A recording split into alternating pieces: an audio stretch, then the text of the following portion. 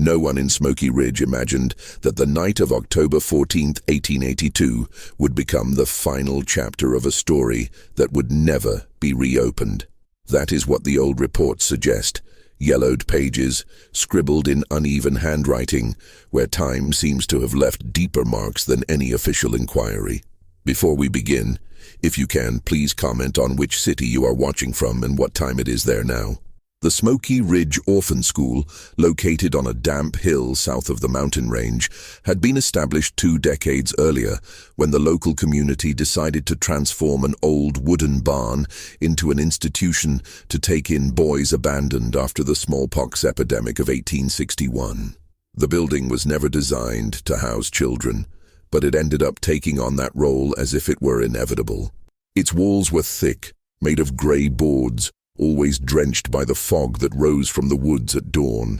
Its narrow windows let in a pale, almost bluish light, as if the sun were too tired to fully illuminate the place. Over the years, itinerant teachers, volunteer pastors, and widows from the region took turns caring for the orphans. But in practice it was the director, Samuel Hartwick, who maintained order. A man of rigid posture, restrained speech, and absolute devotion to disciplinary silence. He believed that boys marked by loss needed structure, a word he repeated in almost all of his monthly reports. In photographs from that time, some preserved, others reconstructed from descriptions, Hartwick always appears in the center of the group, tall, tense, with his hands crossed behind his back, while the children around him seemed to be looking for space to breathe. Among these boys was 12-year-old Elijah Turner, recorded as having arrived at the institution 5 years earlier. His name appears for the first time in a notebook torn at the edge, which reads that he was found on the side of Pine Road, walking alone after the death of his parents in a house fire.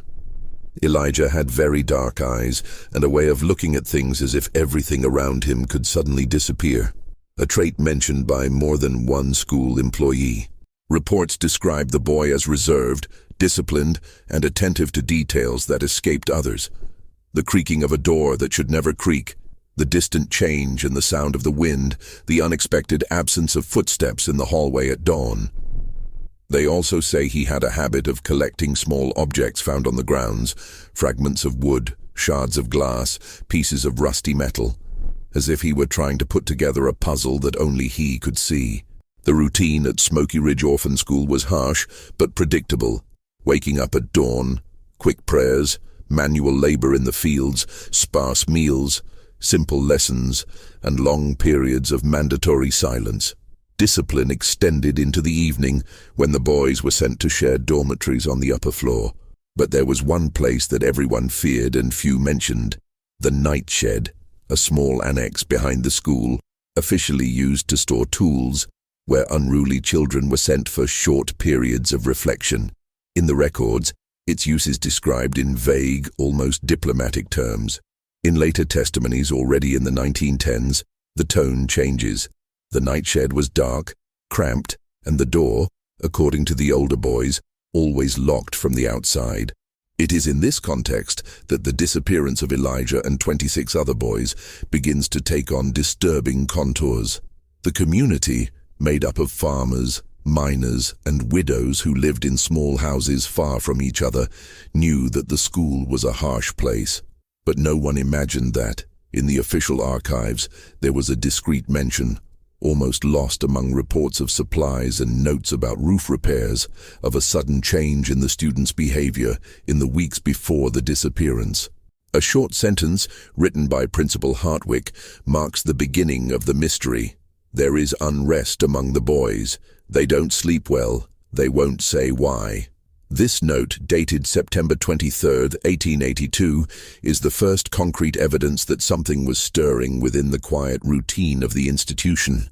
And at the end of that same report, almost like a detail invisible to the hurried reader, there is a second sentence, even more enigmatic, underlined only once, as if the author himself did not know whether to emphasize it.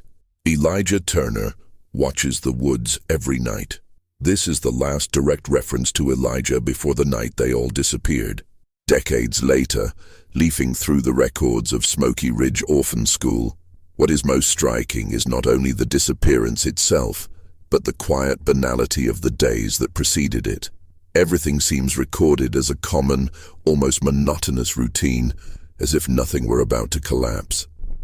It is precisely in this contrast that the story gains weight.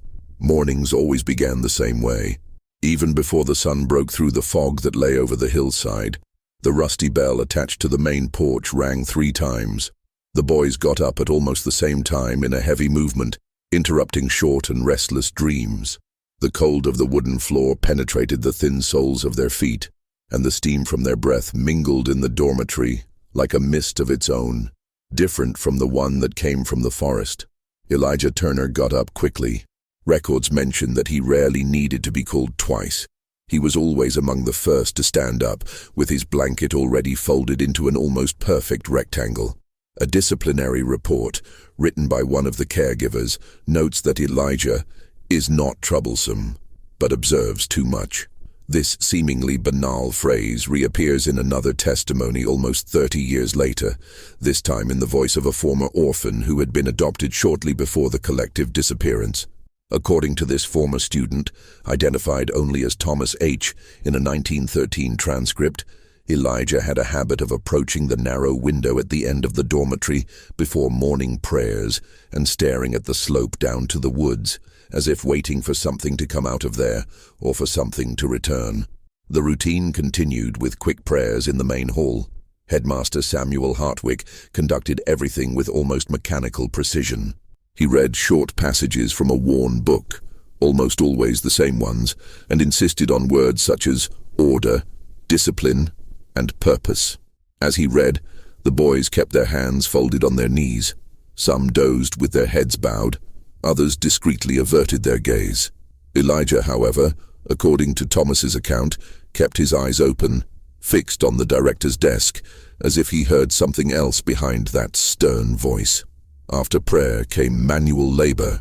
Some boys were sent to help in the kitchen with Mrs. Klein, a middle-aged widow who rarely smiled, but was known to slip extra pieces of bread to the younger ones.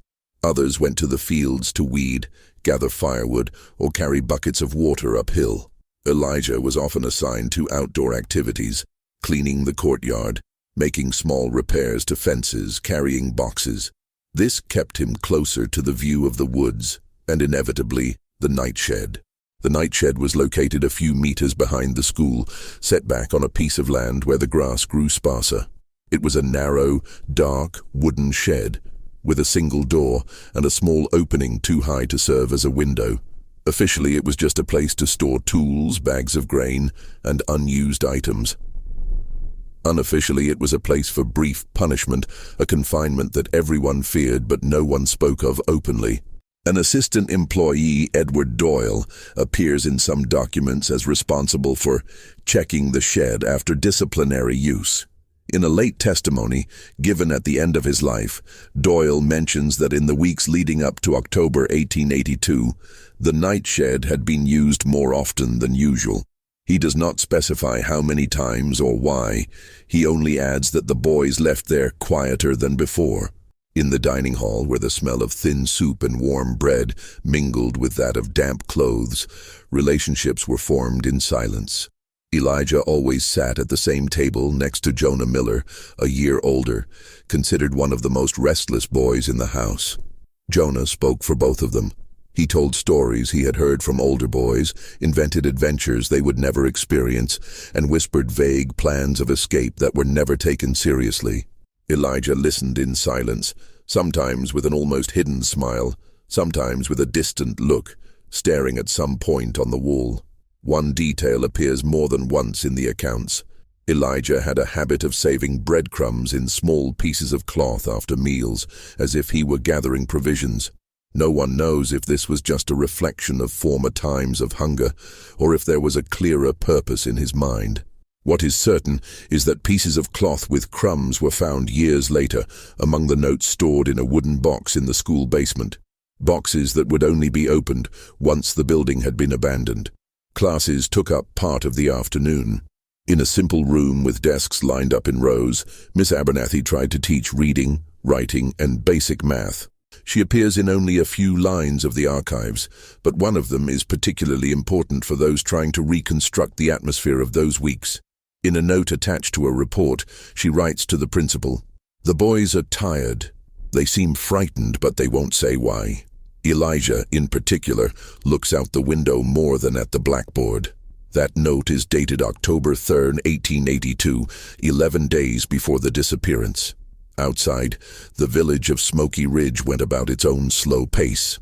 Small farms, a general store, a wooden church, a dirt road where, from time to time, wagons carrying corn, tools, and coal passed by. The orphan school was viewed with a mixture of respect and distance. Some residents donated supplies when they could. Others preferred to remain aloof, as if that group of boys were an uncomfortable reminder of the tragedies that had plagued the region since the epidemics and coal mine accidents.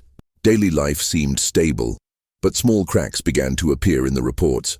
A former student, adopted by a local family shortly before 1882, stated in an interview years later that, in recent weeks, the boys changed beds frequently, as if some no longer wanted to sleep near the window, while others did not want to sleep near the door.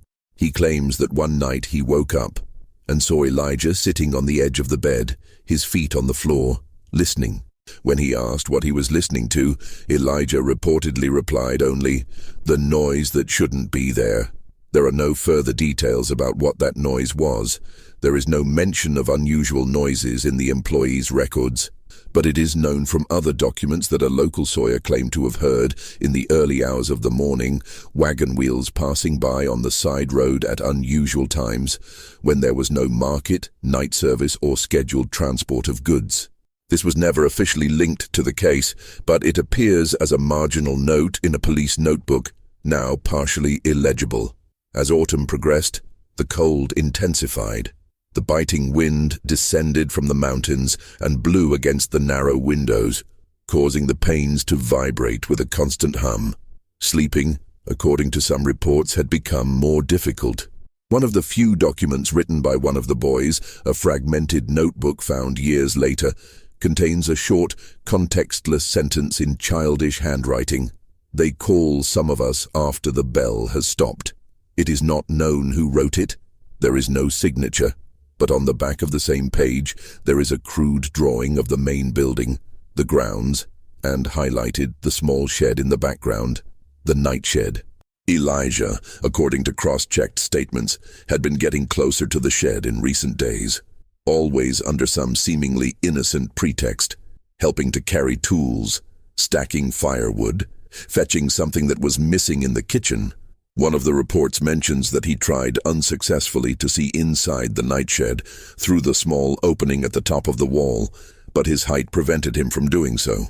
He then took a few steps back, measured the distance with his eyes, and drew something on the ground with his heel, as if calculating a foothold that he did not have.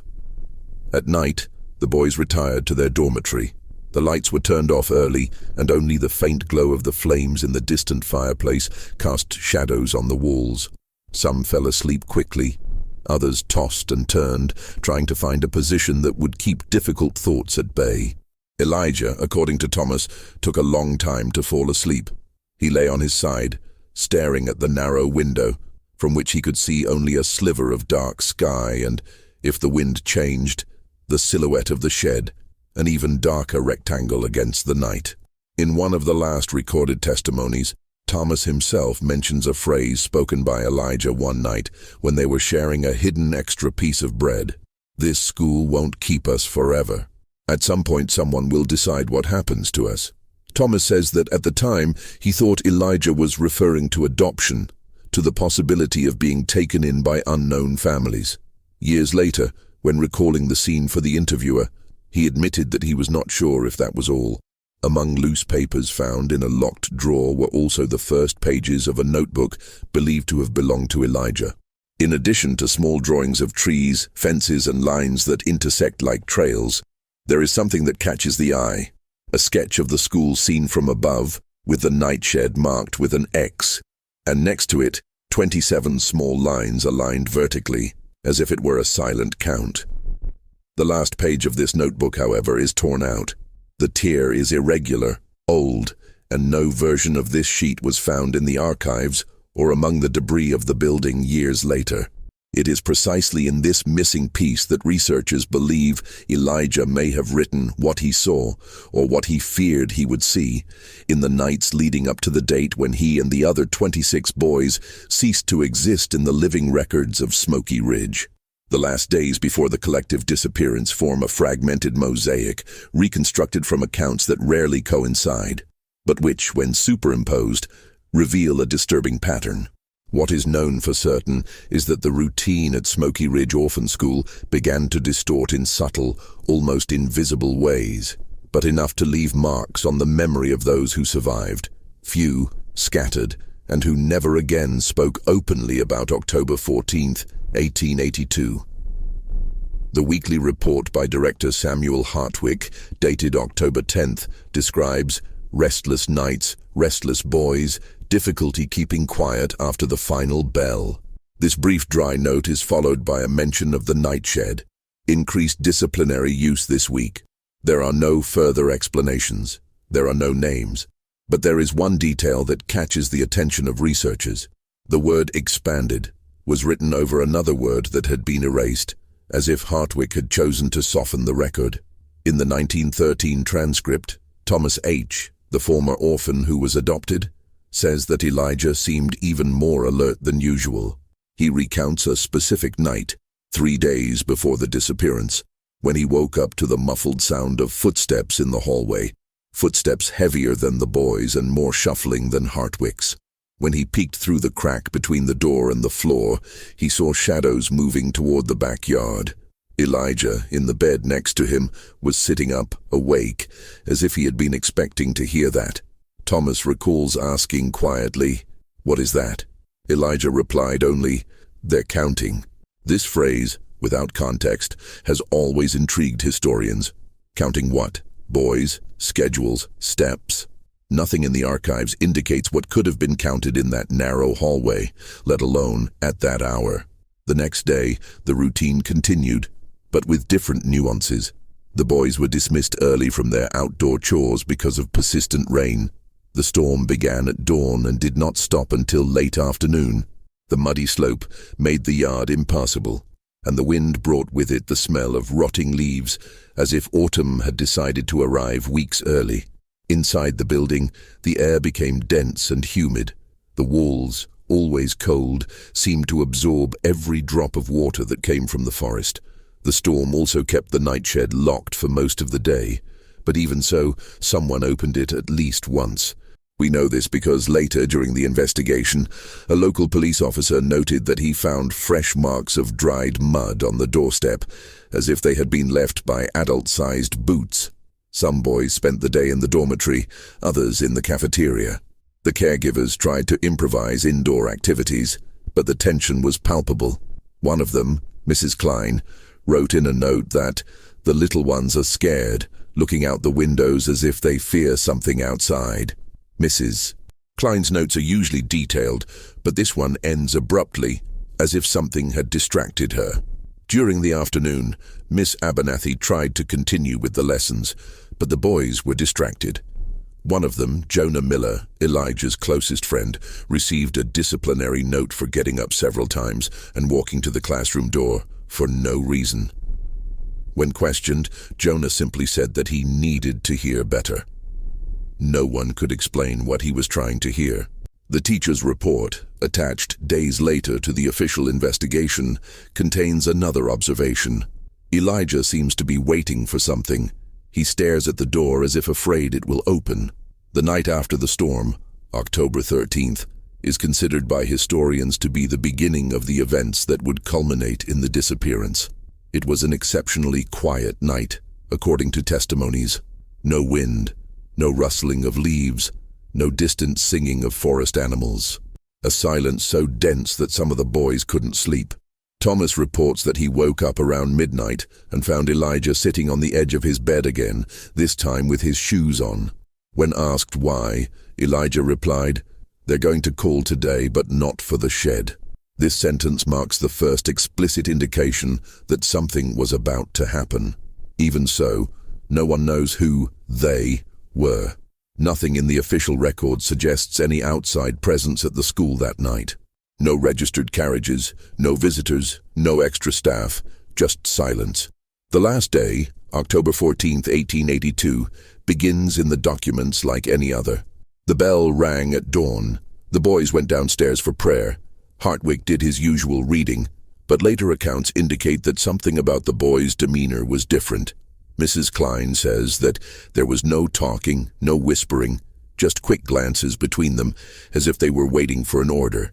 Elijah, according to his disciplinary note from that day, did not eat.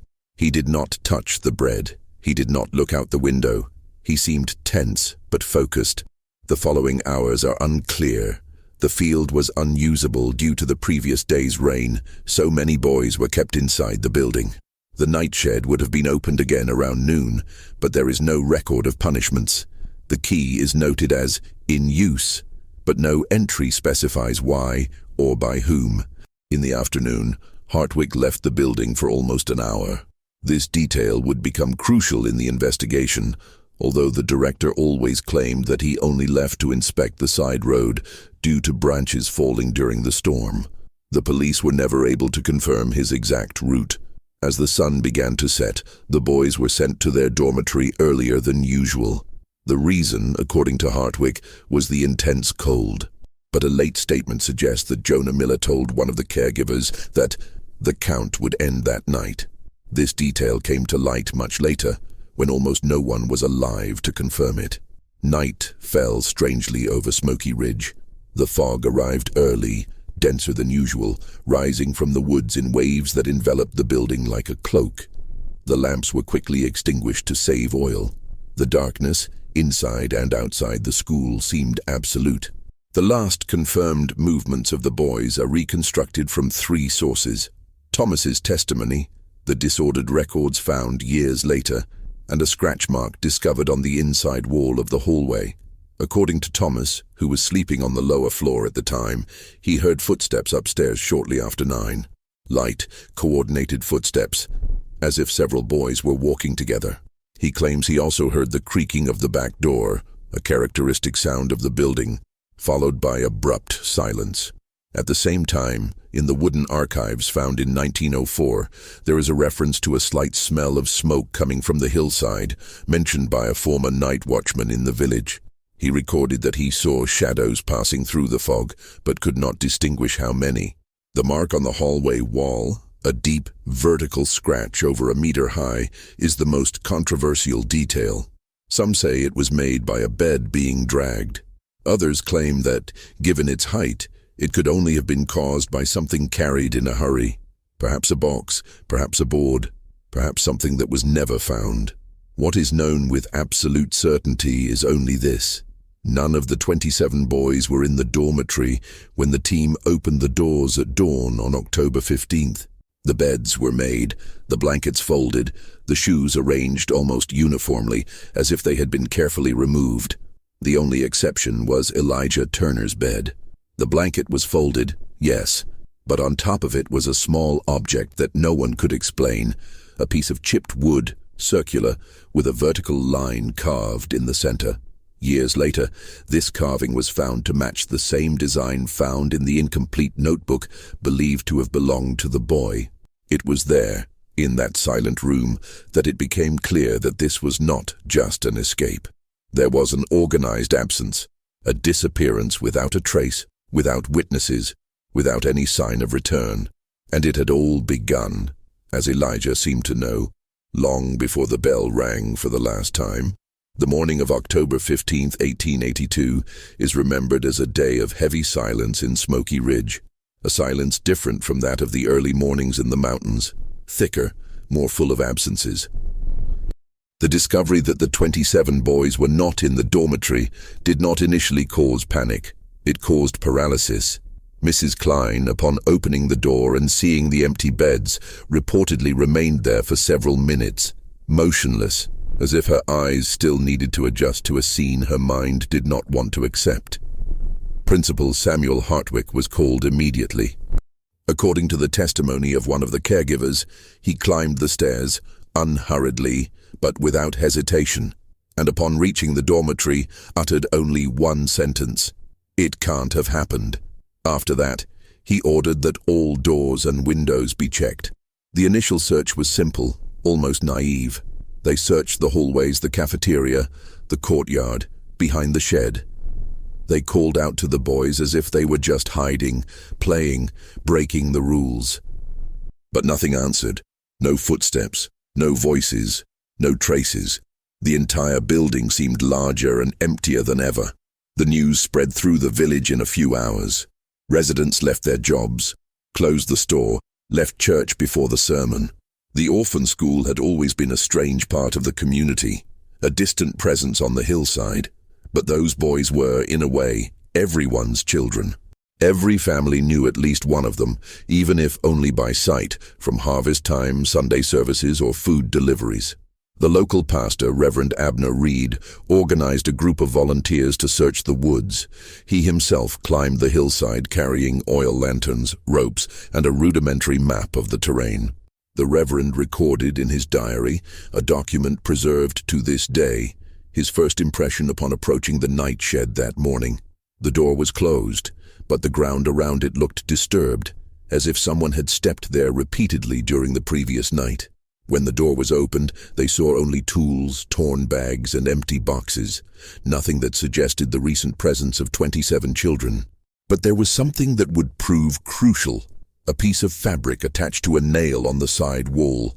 It was a thin gray strip, with no clear markings, but about the size of the hems of the clothes worn by the boys. No one could identify which of them it might have been torn from. The search extended beyond the shed. The volunteers followed trails, examined ravines, and probed the shallow bed of the creek. Nothing. No footprints, no clothes, no objects. The forest seemed to have swallowed any trace of their passage. Meanwhile, the formal investigation was beginning to take shape. The county sheriff, Caleb Norris, arrived at the school shortly after noon. His reports, found years later in a municipal archive, show a methodical but clearly perplexed man. He noted, 27 boys don't disappear together without a trace, or someone erased those traces. Norris questioned staff and survivors, starting with Hartwick. The principal maintained the same rigid posture he showed to students: calm, detached, short answers. He said that nothing in the boys' behavior suggested an organized escape. He said he couldn't explain the folded blankets or the lined-up shoes. When asked about the object found on Elijah's bed, he said he hadn't seen it before, but some swear that Hartwick hesitated for a moment before answering. The caregivers were also questioned, but they had little to add. Mrs. Klein insisted that the boys had been acting strangely in the weeks leading up to the incident, especially at night. Miss Abernathy admitted that Elijah seemed to be anticipating something, but she couldn't say what. The testimony of Edward Doyle, who was in charge of the night shed, became one of the most discussed pieces of evidence in the case. He reported that on the night of October 14th, he heard noises coming from the shed, boards banging, wood scraping, even though he was sure it was locked. When pressed on why he didn't go to check, Doyle reportedly replied, "Because it didn't sound like a boy." This ambiguous and disturbing statement appears in the official inquiry, but is also highlighted in subsequent notes made by independent investigators. Throughout the day, rumors began to circulate among the residents of Smoky Ridge. Some said that a wagon had been seen on the side road on the night of the storm. Others claimed to have heard distant whistles coming from the woods. A woodcutter passing through the village on his way to another region said he had seen faint lights, very faint, behind the school around 10 o'clock the previous night. None of this could be proven. The reports changed over time, distorted by memory, fear, or the human need to fill in the gaps. The object found on Elijah's bed, the small circular splinter with the vertical notch, became the focus of the investigation. Sheriff Norris asked for it to be examined by a local craftsman, Martin Graves, known for working with wood since childhood. Graves concluded that the object was not part of any of the school's tools or furniture. According to him, it was a piece of old wood, possibly reused, and the notch had been made with precision but not with care, as if it were a quick, functional mark, not a decorative one. Graves added something that increased the mystery. This type of mark is often used for counting. What or who was being counted? The question echoes in the archives but has never been answered. On the second day of searching, volunteers found something that many prefer to ignore: a sequence of small pieces of fabric, similar to the one removed from the nail in the night shed, scattered about 300 meters south of the school, near a little-used trail. They were partially covered by damp leaves. Some researchers believe they were blown there by the wind or recent rain. Others see them as the only real clue to the boys' whereabouts after their silent departure. But that wasn't the most puzzling thing.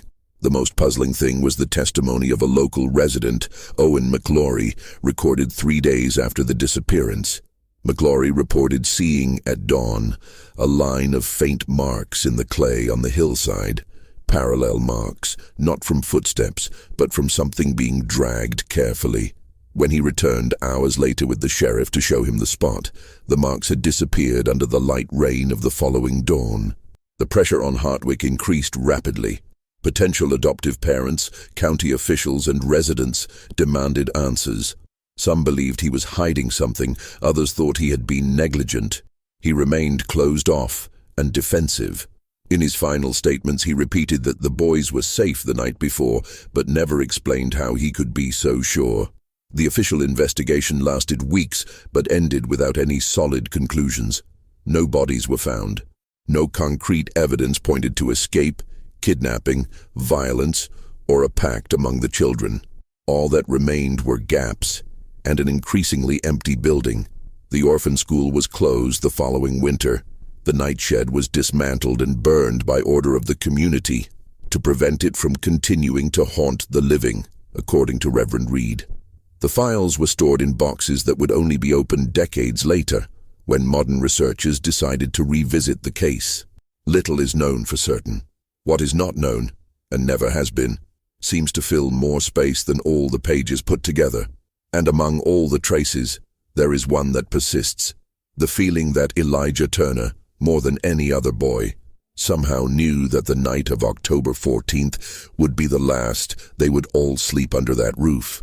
Today, more than a century later, walking through the ruins of the old Smoky Ridge Orphan School is like walking through a silence that has never really dissipated. The original building no longer exists. All that remains are a few foundation blocks, irregular sections of footing, and fragments of wood darkened by time. Pieces that have withstood the rains, neglect, and countless attempts to forget what happened there. The forest, which always surrounded the school like a living wall, has finally advanced, covering almost everything with roots, moss, and shadows. What has not been covered, what could never be covered, are the gaps left by the archives. Researchers, chroniclers, and curious individuals return to the case as if returning to an enigma that refuses any definitive solution. Each page found, each forgotten testimony, each scribble in children's notebooks seems to point in different directions, as if the story itself had fragmented into multiple versions that are impossible to align. There is a photograph that is particularly well known among those who study the case. A group portrait of the orphans, taken a few months before their disappearance. The image is worn, with dark spots and corroded edges. In it, the boys are lined up in 2 rows, some looking directly at the camera, others looking down at the floor. Elijah Turner appears at the far right of the front row. He is thin, his arms crossed in front of his chest. His face is serious, but his eyes, dark, alert, almost restless, seem to look beyond the lens, as if observing something that no one else in that photograph could see. When analyzing this portrait, it is inevitable to ask, did Elijah already know? And if so, how much did he know? The answer, like almost everything else in the Smoky Ridge case, dissolves before it takes shape. But documents discovered decades later offer subtle clues, like late echoes of a story told in a very low voice. Among these documents is the incomplete notebook attributed to Elijah, the one in which he drew the school grounds and marked the night shed with an X. After carefully removing the remaining mold from the pages, researchers noticed something that had previously gone unnoticed. Next to the 27 vertical lines, there was a small empty space, as if Elijah had left a place marked for something he did not yet know how to name. Some interpret this space as an interrupted count. Others believe it represented a choice, to stay or to leave. No theory could be confirmed. The years following the school's closure brought new versions, rumors, and partial memories. One of the former students who escaped because they had been adopted before 1882 stated in his old age that he had always believed that something big was being prepared on the previous nights. A widow from the region swore she had seen lines of shadows descending the hillside. A retired miner said he had heard, the day after the disappearance, a sound he would never forget: the creaking of wagon wheels on a road where the fresh tracks had been erased by the rain. But every late memory carries the weight of doubt. None of this was documented. In the following decades, independent investigators tried to reconstruct what the boys' last hours might have been like. They searched for old maps, analyzed the terrain, and studied patterns of collective escape and child displacement at the time. No reconstruction was completely convincing. No hypothesis withstood comparison with the surviving archives. Archives that are always incomplete, always silent, always open to interpretation. The only element that remains stable throughout all versions is Elijah Turner. His observant posture, his attentive silence, his small gestures that seemed to record a routine that was not only daily, but transitional, as if he were caught between what he knew and what he sensed. Some researchers argue that Elijah was trying to protect the others. Some say he was just trying to understand. And there are those who believe that his precocious lucidity, rare for someone so young, made him realize that school was not a permanent place, but only a stage between greater forces, decisions made by others, and destinies imposed by invisible hands. However, all these interpretations remain hypotheses. No document gives Elijah a direct voice in his final days. The last indisputable record of him is the small circular splinter left on his bed. And the phrase written by Principal Hartwick weeks earlier, "Elijah Turner watches the woods every night." Today, when visiting the site, some walk to the spot where the night shed once stood. Nothing remains there but turned earth and exposed roots.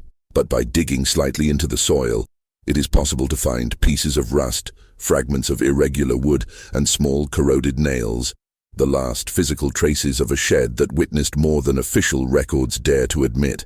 No matter how many times they revisit the case, no matter how many modern forensic analyses attempt to reinterpret the past, there will always be an uncomfortable feeling that on that October night, the boys of Smoky Ridge did not simply run away, nor were they taken by force.